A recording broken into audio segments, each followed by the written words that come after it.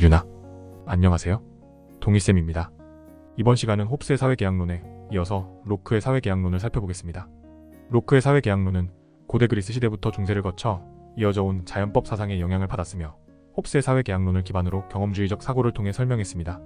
로크는 인간의 지식은 경험을 통해 얻어진다고 파악하고 이성을 통한 사회계약을 통해 정당한 권력을 형성할 수 있을 것이라 믿었습니다. 로크의 사상은 국가 권력의 정당성과 준법의 의무, 그리고 자유와 권리가 무엇인지 논리적 근거를 제시합니다.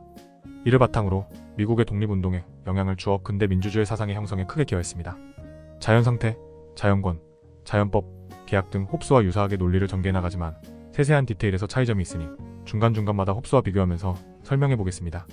본 영상은 영상 제작 시간을 줄여보기 위해 부득이하게 직접 녹음을 하지 않고 AI 기능을 활용하여 목소리를 생성해서 제작했습니다.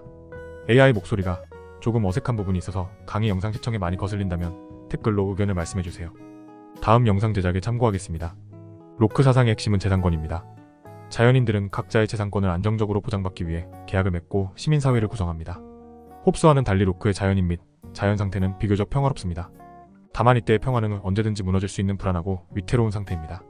자연인은 이성을 지니고 자신의 소유물을 자유의사에 따라 처분할 수 있는 존재입니다. 각자는 자연의 공유물에 자신의 몸을 자유롭게 활용하는 노동력을 투입하여 새로운 가치를 창출하고 이를 통해 사적 소유물을 획득합니다. 가령 자연 그대로의 산에 있는 버섯을 채취했다면 그 전까지는 자연의 것이었던 버섯이 이제 그 사람의 것이 되는 것입니다. 또한 이때의 소유는 다른 사람의 처지를 악화시키지 않는 한에서만 정당화될 수 있습니다. 그런데 이 문장은 어디서 들어본 것 같습니다. 그렇습니다. 이것은 분배적 정의 시간에 노직이 주장했던 취득의 원칙이 정당화되는 조건과 유사합니다. 정확하게 이야기하자면 노직이 로크의 사상에서 인용한 것으로 노직은 이를 로크적 단서라고 표현합니다. 조금 더 구체적으로 들어가 보면 노동력을 투입하는 것이 약한 로크적 단서이고 다른 사람의 처지를 악화시키지 않는 것이 강한 로크적 단서입니다. 이렇게 자연인들은 자신의 노동으로 얻은 자산에 대한 권리를 지님과 동시에 자신의 권리를 침해한 사람에 대한 처벌권을 지닙니다. 잠시 옆길로 새서 이야기하자면 로크의 재산권 이론은 미국의 형성에 크게 영향을 미쳤습니다. 콜럼버스가 아메리카 대륙을 발견한 이후 15, 16세기경 유럽인들은 아메리카 대륙을 탐험하고 경쟁적으로 식민지 형성 경쟁을 시작했습니다. 이때 종교적 박해를 받고 있던 프로테스탄트들, 영국 내전의 정치적 혼란을 피하기 위한 사람들, 새로운 대륙에서 신분 상승을 꿈꾸는 사람들이 아메리카 대륙으로 대거 이주합니다. 많은 유럽인이 아메리카로 이주했지만 여러 이유로 인해 특히 영국인들이 많이 건너갔습니다. 이 과정에서 로크의 재산권 이론이 널리 적용되었습니다. 당시 인디언들은 대지를 영적인 대상으로 간주하고 대지를 소유한다는 개념 자체가 존재하지 않았습니다. 인디언들은 대지를 공동체를 위해 잠시 빌려 쓰는 것이라고 생각했고 자연과 조화를 이루는 삶을 지향했습니다. 그러나 로크의 사상을 지니고 있던 당시 유럽인들은 노동력을 투여하면 대지에 대한 권리가 발생한다고 간주하고 경쟁적으로 노동력을 투여했습니다. 유럽인들은 아메리카의 대지를 개간하고 울타리를 쌓아 올리면서 자연을 마구잡이로 파괴하고 훼손했습니다. 그 과정에서 인디언들과 격렬한 마찰을 빚곤 했습니다. 이와 같이 로크의 사상은 로크가 의도한 바는 아니었지만 제국주의 및 식민지 형성에 영향을 끼친 부분이 분명히 있었습니다.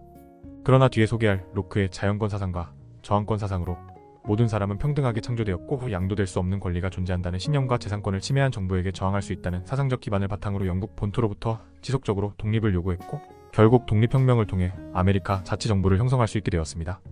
다시 주제로 돌아와 로크의 자연권 사상에서 시작해보겠습니다. 로크는 모든 사람은 자연 상태에서 동일하게 누리는 기본적인 권리가 있다고 간주하고 생명권, 자유권, 사유재산권, 처벌권을 제시합니다.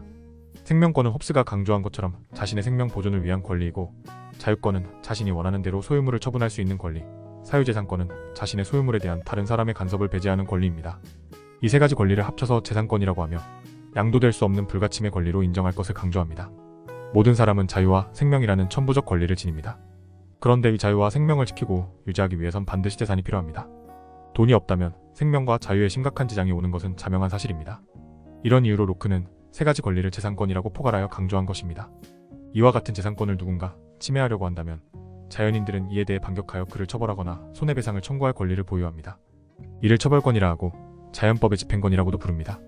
자연 상태에서는 아직 국가가 존재하지 않는 상태이기 때문에 시시비비를 가릴 법정과 같은 판결기관이 없습니다.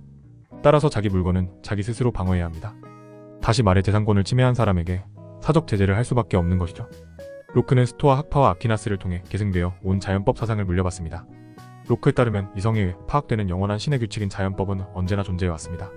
자연법은 이성을 통해 이해할 수 있으며 각자는 자연법을 통해 자신의 행동을 규제합니다. 그러나 이 자연법을 이성이 파악하고 해석하는 과정에서 각자가 다른 판단을 내릴 수 있습니다. 가령 어떤 사람이 자기가 먹으려고 아껴둔 고기를 훔쳐간 A, B, 시세가지 상황을 가정해보겠습니다. 이때 어는 자신의 재산권을 지키기 위해 그 사람을 구타할 것이고 B는 그 사람의 손목을 잘라버리는 처벌권을 행사했으며 C는 그 사람과 대화를 시도했습니다. 국가가 없는 자연 상태에서는 A, B, C가 하던 행동들이 모두 처벌권에서 비롯된 것이므로 잘못되었다고 말할 수 없습니다.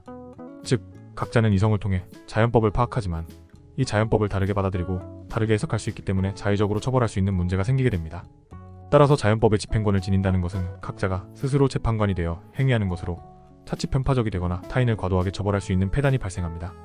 이처럼 자연 상태는 홉스처럼 끊임없는 전쟁이 이어지는 만인에 대한 투쟁 상태가 아니라 비교적 자유롭고 평등하지만 언제 이 평화가 무너질지 모르는 아슬아슬한 상황입니다. 왜냐하면 개인들 사이의 분쟁을 판결할 공통의 재판관이 부재한 상태이기 때문입니다. 자연법은 완전하지만 자연법을 각자가 파악하고 이해하는 능력에서 오류가 발생하여 잘못된 보복과 과잉처벌, 사적 제재가 빈번하게 발생합니다. 그 과정에서 각자는 서로의 소유물이 끊임없이 침해당할 위험에 노출되고 있어 불완전하게 평화를 누리고 있습니다. 보다 구체적으로 말하면 자연 상태에는 자연인들 사이의 모든 분쟁을 해결할 공통된 척도인 법률이 없고 법에 따라 모든 다툼을 해결해줄 권위를 지닌 공평한 재판관이 없으며 올바른 판결이 내려지더라도 이를 강제할 권력이 결여되어 있습니다. 이러한 취약성에 따르면 각자는 자기 재산권을 지키기 위한 처벌권을 보유하고 있지만 아이러니하게도 이 처벌권으로 인해 오히려 자기 재산권이 더욱 잘 보존되지 못하게 됩니다. 따라서 자연인들은 자신의 재산권을 안정적으로 보장받기 위해 처벌권, 다시 말해 자연법의 집행권을 포기하고 정치 공동체를 형성합니다. 그것이 로크의 사회계약입니다. 로크는 사회계약을 다음과 같이 표현합니다. 개인들은 사회에선이 요구하는 바에 따라 자연 상태에서 가졌던 평등, 자유 및 집행권을 사회의 수중에 양도한다. 조금 애매한 표현이지만 평등, 자유 및 집행권은 위에서 언급했던 처벌권, 그러니까 자연법의 집행권이라고 이해하면 되겠습니다. 로크의 사회계약은 크게 동의와 신탁, 그리고 권력 분립으로 나누어서 설명될 수 있습니다. 자연인들은 재산권을 안정적으로 보호받기 위해 사회계약을 통해 시민사회를 구성하는데 이 과정은 각자의 자발적인 동의로 이루어집니다. 모든 자연인이 만장일치로 동의하여 정치 권력을 형성하는 것을 명시적 동의라고 합니다. 명시적 동의를 통해서 자연인들은 시민사회의 완전한 구성원이 될 수 있습니다. 그런데 이 자연인들의 후손들은 사회계약에 직접적으로 참가하지 못합니다. 왜냐하면 이미 시민사회가 형성되어 있기 때문입니다.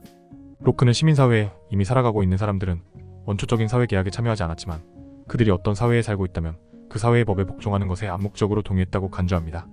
그러니까 어떤 정부의 영토에 살고 있거나 무언가를 향유하고 그 향유가 지속되고 있다면 그 기간 동안은 그 정부의 법률에 복종할 조건적 의무를 지닙니다. 이를 묵시적 동의라고 합니다. 이 조건적 의무를 다른 말로 하면 정치적 의무, 법적 의무라고 하기도 하며 해당 시민사회의 법에 복종할 의무라고 이해하면 되겠습니다. 쉽게 이야기하자면 여러분이 미국으로 유학을 간다면 딱히 명시적으로 사인하거나 도장을 찍지 않아도 미국에 살면서 공부하는 동안은 미국법에 따라야 할 것입니다. 그리고 다시 한국으로 돌아오면 한국법을 따라야겠죠? 이처럼 묵시적 동의는 정부에 대한 정치적 의무만 포함하며 언제든지 소속된 정치 공동체를 떠날 수 있기 때문에 시민사회의 완전한 구성원이 될 수 없습니다. 그러니까 최초 사회계약을 맺어 명시적 동의를 표한 자연인들만 시민사회의 완전한 구성원이 될 수 있지, 그 외의 모든 사람은 자기가 현재 살고 있는 시민사회의 정치적, 법적 의무만 지니고 있는 것입니다. 이 내용은 여러분들이 여건만 된다면 언제든지 이민을 가서 다른 나라의 구성원이 될 수 있다는 식으로 이해하면 되겠습니다. 로크는 사회계약으로 정치 권력을 형성하는 과정을 신탁이라고 설명합니다. 신탁은 사전적으로 믿고 맡긴다는 의미입니다. 그러니까 자연인들은 자신의 재산권을 안정적이고 확실하게 보장받기 위해 정치 권력을 형성하여 자연법의 집행권을 위임함으로써 믿고 맡깁니다. 따라서 정부는 오직 개인들의 재산권을 보호하기 위해서만 권력을 행사할 수 있으며 시민 안에서, 시민을 통해서, 시민을 위해서만 존재하기에 시민에 대한 일방적인 정치적 의무만을 지녀야 합니다. 개인들은 재산권 보장이라는 목적을 달성하기 위해 처벌권을 정부에게 신탁했고 그 결과로 재산권 보장이라는 신탁의 수혜를 받아야 하기 때문에 권력을 위임받은 수탁자인 정부는 신탁자인 개인에게 어떠한 권리도 주장할 수 없습니다.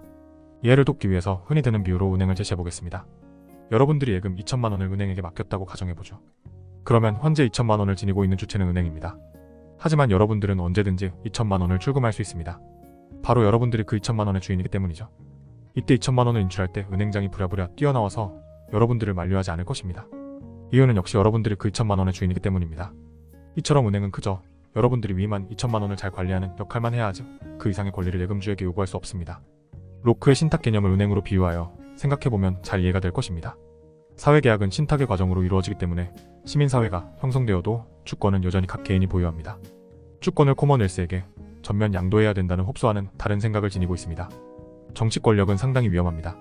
우리의 재산권을 지키기 위해 정치 권력을 형성했더라도 차칫 우리의 권리를 침해할 수 있는 것이 정치 권력입니다. 따라서 로크는 권력의 남용을 방지하기 위해 정치 권력을 나눌 필요성을 강조합니다. 로크는 정치 권력을 입법부와 행정부로 구분하고 각각 입법부에는 법을 제정하는 입법권을, 행정부에는 국내적으로 국가 구성원을 대상으로 법을 집행하는 집행권과 국외를 대상으로 하는 연합권을 지닌다고 구분합니다. 특히 행정부의 권한은 입법부로부터 부여받는 것이기 때문에 권력 분립이라고는 했지만 사실상 최고의 권력기관은 입법부입니다. 이에 따라 로크의 사회계약론을 다시 정의하자면 재산권을 안정적으로 보장받기 위해 입법부를 형성하여 자연법의 집행권이자 처벌권을 위임하고 입법부가 만든 공통된 법에 복종하는 것입니다. 그러므로 입법부는 법률을 제정할 권력을 다른 사람이나 기관에 이전할 수 없고 자의적으로 통치권을 행사할 수 없습니다. 권력은 반드시 재산권 보전에 있어야 한다는 의미죠. 권력 분립을 했음에도 불구하고 입법부가 개인의 권리를 침해하는 경우가 발생할 수 있습니다.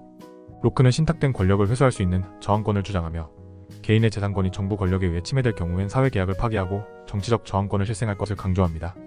이때 사회계약을 파기했다는 의미는 사회계약 그 자체를 완전히 무효화한다는 것이 아니라 내가 사회계약을 통해 형성한 입법부와의 계약을 파기하고 새로운 입법부비를 형성하는 것입니다. 이처럼 저항권은 정부 권력이 이미 재산권을 침해한 상황뿐만 아니라 아직 재산권을 침해하진 않았지만 침해할 것이라 보이는 상황이 충분히 보이는 경우에 그것을 예방할 권리까지 포함합니다. 홉스가 저항권을 부정했던 것과는 달리 아주 적극적으로 저항권을 인정하고 있습니다. 로크의 사회계약론은 생명, 자유, 사유재산에 대한 권리를 천부인권으로 규정함으로써 오늘날 자유주의 및 민주주의 사상에 크게 기여했습니다. 그의 사상으로 인해 미국의 독립운동에 결정적인 영향을 주었고 미국인들의 사상적 기반이 되었습니다. 뿐만 아니라 루소의 사회계약론에게도 영향을 끼쳐 길게 보면 프랑스 혁명에도 기여했다고 볼 수 있습니다. 그리고 법치주의, 권력 분립, 저항권 등의 개념은 많은 나라의 헌법에 포함될 만큼 혁신적인 사상이었다고 평가될 수 있습니다.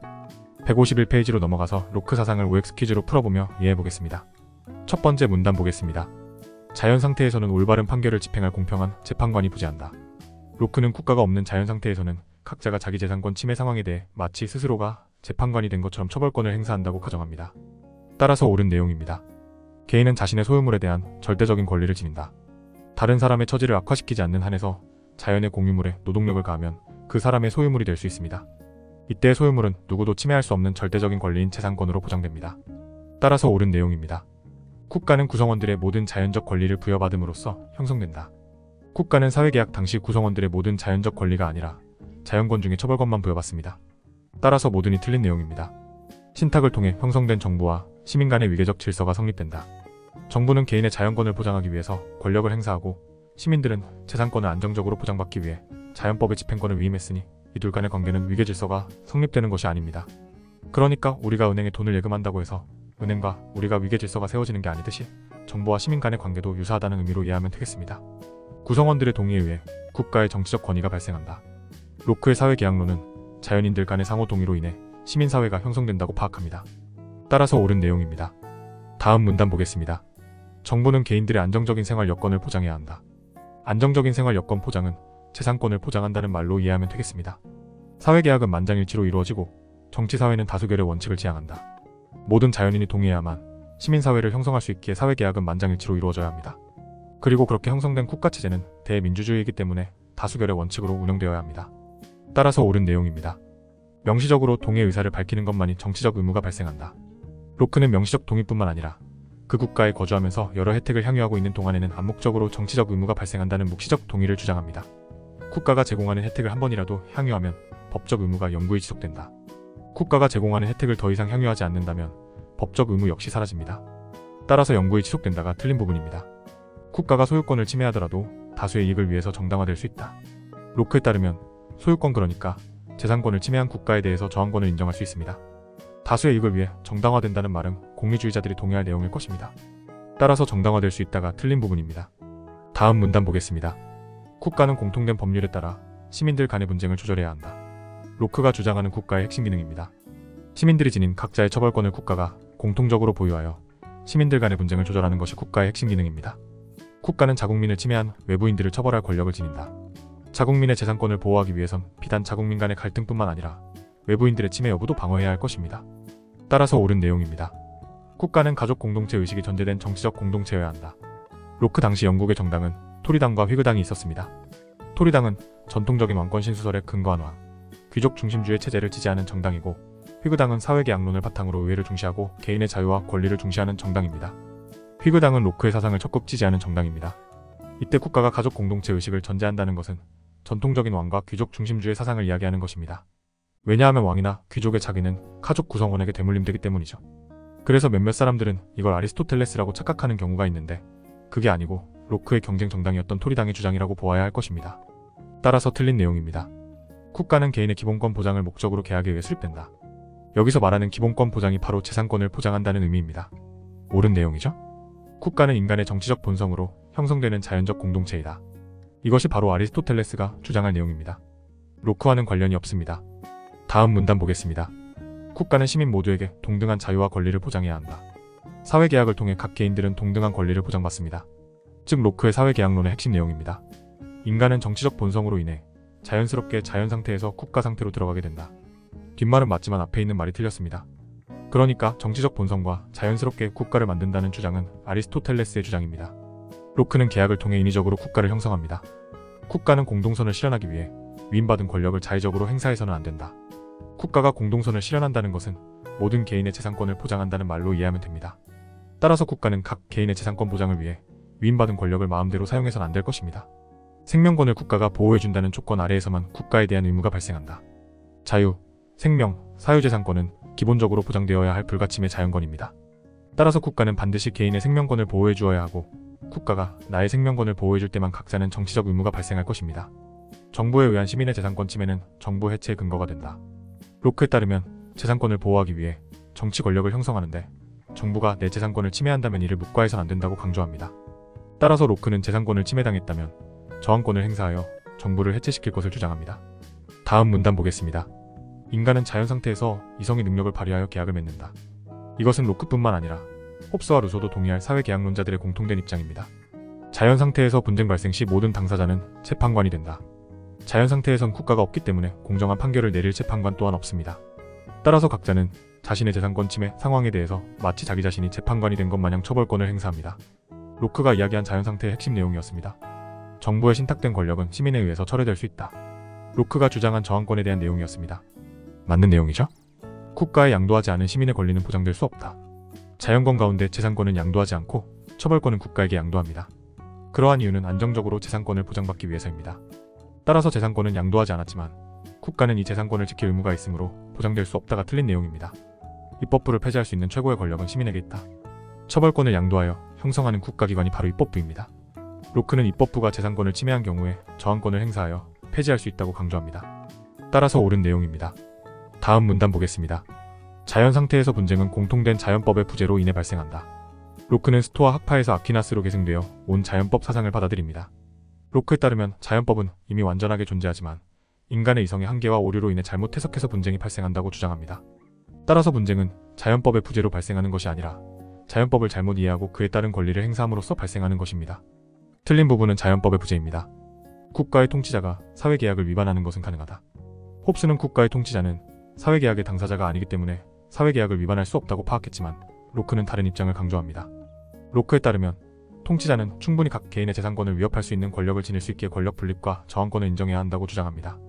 따라서 통치자가 사회계약을 위반하여 재산권을 침해하는 것은 가능하긴 합니다. 국가의 통치자에게는 단지 신탁된 권력만 주어진다. 사회계약을 통해 각 개인은 각자가 지닌 처벌권을 국가의 통치자에게 신탁합니다. 국가는 위임받은 권력만을 행사할 수 있기 때문에 자의적으로 권력을 행사할 수 없습니다. 다시 말해 국가는 시민들로부터 신탁된 권력만 행사할 수 있습니다. 자연법 집행에 관한 개인 간의 분쟁을 중재할 공통 권력의 부재로 자연상태의 갈등이 심화된다. 자연상태엔 분쟁을 중재할 재판관, 그러니까 공통된 권력이 없기 때문에 갈등이 심화되어 평화상태가 위태롭게 유지됩니다. 따라서 옳은 내용입니다. 개인의 재산권을 확실히 보장하기 위해 권력의 분립이 아닌 집중이 요청된다. 로크는 권력을 입법부와 행정부로 구분할 것을 강조합니다. 권력의 집중은 홉스가 주장할 내용이고 로크는 권력을 분립할 것을 주장합니다. 다음 문단 보겠습니다. 묵시적 동의로도 개인에게 정치적 의무가 발생할 수 있다. 정치적 의무는 명시적 동의, 묵시적 동의 모두 포함됩니다. 다만 묵시적 동의로는 그 사회의 완전한 구성원이 될 수 없습니다. 입법권은 최고의 권력이므로 자연법에 부합하지 않아도 된다. 모든 국가 권력은 자연법에 근거하여 행해져야 합니다. 따라서 틀린 부분은 자연법에 부합하지 않아도 된다입니다. 법률을 제정하는 사람이 법률을 집행하는 권력을 소유해야 한다. 법률을 제정하는 사람은 입법부이고 법률을 집행하는 권력은 행정부입니다. 로크는 입법부와 행정부를 구분하는 권력 분립을 지향하기 때문에 틀린 내용입니다. 입법부가 지닌 권력은 제한될 수는 있어도 철회될 수는 없다. 입법부가 지닌 권력은 권력 분립으로 제한됨과 동시에 개인들의 재산권을 침해한다면 저항권으로 철회될 수도 있습니다. 국가의 기본이 되는 최초의 실정법은 입법권을 확립하는 것이다. 각 개인의 재산권을 지키기 위해선 공평무사한 법을 제정하는 입법권을 우선적으로 확립해야 할 것입니다. 따라서 옳은 내용입니다. 마지막 문단 보겠습니다. 자연 상태에서 재산권 침해에 대한 보복은 자연법에 의해 불가하다. 자연 상태에서 문제가 되는 것은 각자가 자신의 재산권 침해에 대해 스스로 판단하여 마치 재판관처럼 보복하고 처벌하는 것에 있습니다. 따라서 불가하다가 틀린 부분입니다. 로크의 사상은 단독 문제로 출제되기보단 홉스와 비교되어 출제되기에 서로의 사상을 비교하며 파악하면 좋을 것 같습니다. 다음 시간엔 루소의 사회계약론을 알아보겠습니다. 여러 번 강조했듯 최근 사회계약론이 점점 어렵게 출제되고 있으니 꼼꼼하게 살펴봐야 할 것입니다. 그럼 윤바.